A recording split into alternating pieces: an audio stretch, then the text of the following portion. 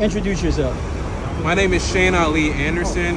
I am an artist and animator. I'm the creator of The Changers, which is a comic book series about a team of teenage vigilantes based on myself and childhood friends who defend Jersey City from criminal and supernatural threats. You a Chilltown dude? Yes, sir. I live 10 minutes away. Really? Yeah. And you're here at the Comic-Con in Jersey City. How does that feel to be in your town and having a Comic-Con in your town? Feels great, and I hope there are many more like this. All right, what inspired you to make The Changers? I mean, you've been a comic book dude your whole life? Yeah, I've been drawing since I was a child.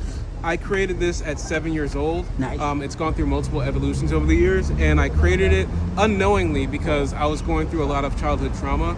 And so I put myself in a world where I felt valued in the sense that, of being a superhero. And that fueled me to continue developing the series over the course of 15 years. I like that. Listen, I was just saying, Chilltown JC, Jersey City is also known as Chilltown in hip hop circles.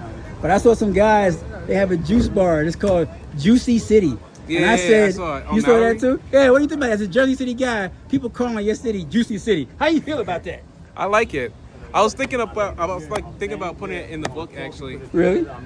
Asking them with their permission, but I think that's the type of thing that gives Jersey City personality. All right, that's no doubt. All right, and what's cool about comic books, man? You mentioned, because we talk about origin stories in comics, and your origin story as a child growing up, 7 years old, having stuff, even in situations you wasn't really maybe aware of, but you in it, and you had your reaction to it was to do something creative out of it. And so, I mean, that to me is the essence of comics. That's how I think about comics. What do you think about comics? What's cool about comics? I think the thing that's cool about comics is that they are a very flexible medium.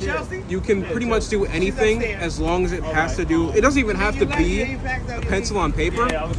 Comics is essentially the storytelling presented through multiple images in sequential order. So with that format, you can pretty much do anything with the comic book format. And so with this, I'm trying to push the limit of what a comic can do by combining fictional fantasy elements with personal memoir.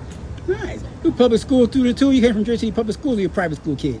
My first school was PS 38, my bad. James Murray School down on Stegman. And then I went to MS4 downtown.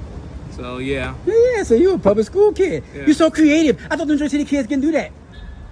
I don't know. Prove them wrong. All right, no doubt. And so, real quick, give yourself a plug. Also, in terms of being a creator, I see you have your, it's like a manga style bag. It's like is that a compilation of different stories?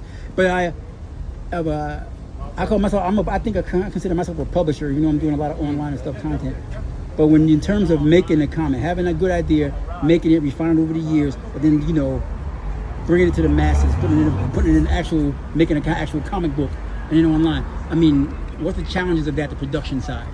On the production side, formatting is a big thing. It took me a while to get all the pages formatted in a certain size and resolution for them to be mass printed. Also, I'm thinking about multiple sizes with this. For example, this is a manga size book, but it's done in the proportions of an American comic. Right. So I have another version of this book that is done, printed in the slightly bigger style of American comics. I'm also making a motion comic of this, which is taking the panels and animating them. And so I'm thinking about that while I'm drawing the panels and how each of these panels would fit in a 16:9 format. Also, while trying to, fit it into a book. Listen, I like that because what I got from hearing you just say that is, aside from the printing, you did everything yourself.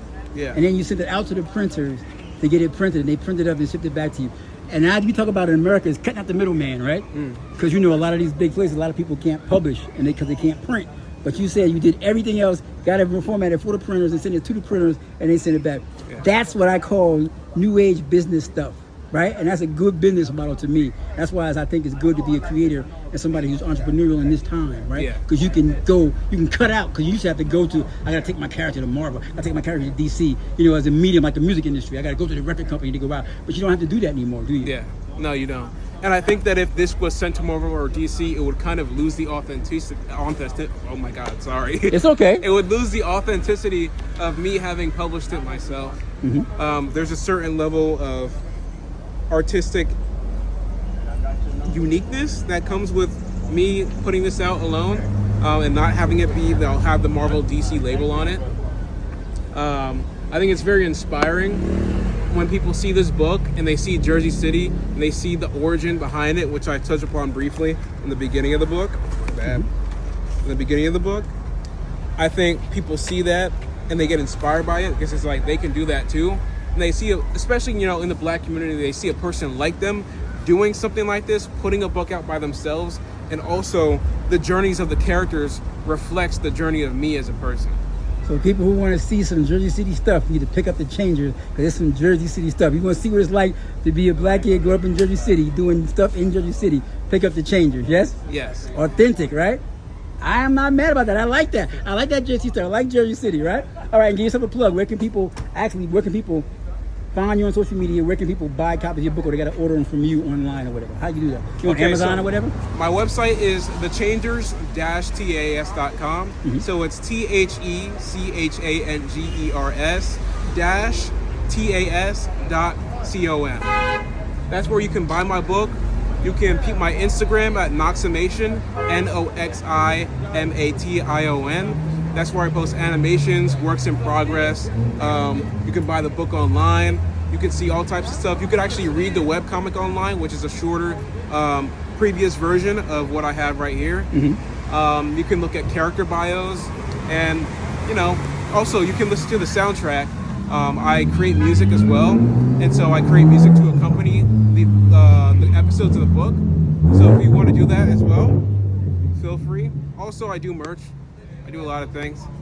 All right, so check you out. All right, you're entrepreneurial, and that's what's up. All right. Okay, so my other thing is people want to create. They go, oh, you need money to do that. You got to have a lot of money to do all that kind of stuff. Do you need a lot of money to do what you're doing?